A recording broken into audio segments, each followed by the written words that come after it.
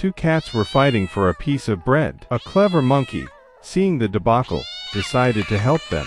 He told them he'd split the bread into 2 pieces to be shared equally between them. The cats agreed, but one piece was bigger than the other when he did the split. He took a bite from the bigger piece to make it equal, but this time, the other piece was bigger. This went on for a while until, in the end, the monkey ate up the whole bread.